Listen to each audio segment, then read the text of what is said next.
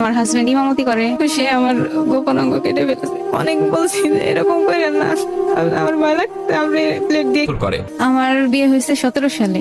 তো বিয়ের পরে কিছুদিন ভালো ছিলাম, তারপরে থেকে উনি অনেক অত্যাচার করছে, অনেক মারধর করছে। তারপর আমার বাবুগুলা হয়েছে, তো আমি সবসময় ভাবছি যে এরকম করতেছে তো এক সময় ভালো হয়ে যাব।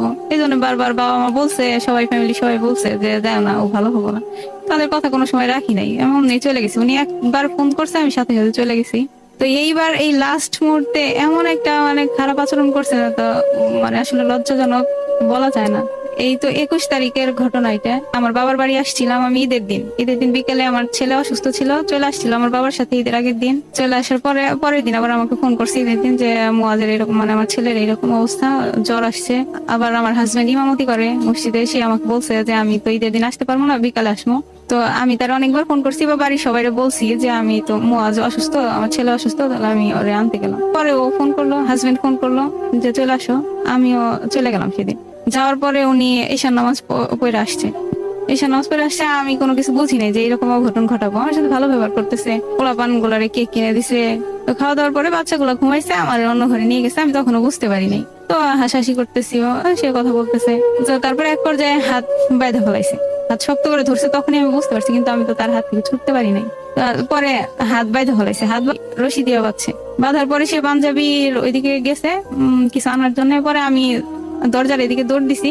পরে উনি আমার ধরে ফেলছে, আবার ধরে ফেলে পা বাইধা ফেলাইছে। বাইধা ফেলানোর পরে পাঞ্জাবির কাছে যায়, আবার দেখি যে ব্লেড বের করতেছে, বায়োডিন বের করতেছে, ব্যান্ডেজ বের করতেছে, আবার ওষুধ বের করতেছে।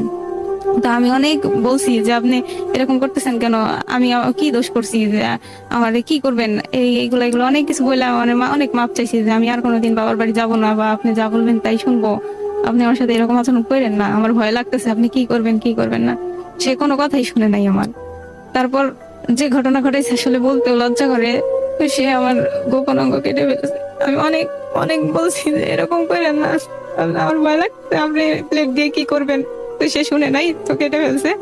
তখন আমার মনে হয় সেন্স ছিল না, যে আমি বুঝতেই পারি নাই যে কি হইলো এখন। আমি কেমন জানি হয়ে গেছিলাম। তারপরে সে মনে হয় বায়োডিন দিছে।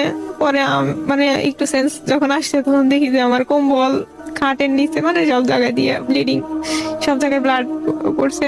আমার হাত দিছি, হাতে ব্লাড, কাপড়ে ব্লাড, সব জায়গায় ব্লাড। তো সে সাথে সাথে দেখি যে খাটের পাশে পড়ে আছে ব্যান্ডেজ, যতটুকু ব্যান্ডেজ ছিল সব ব্যান্ডেজ দিয়ে মুইসা ফালাইছে, কাপড় দিয়ে মুইসা ফালাইছে, তাও ব্লিডিং বন্ধ হয় নাই। পরে সে কচু নিয়ে আসছে যে রক্ত বন্ধ করানোর জন্য।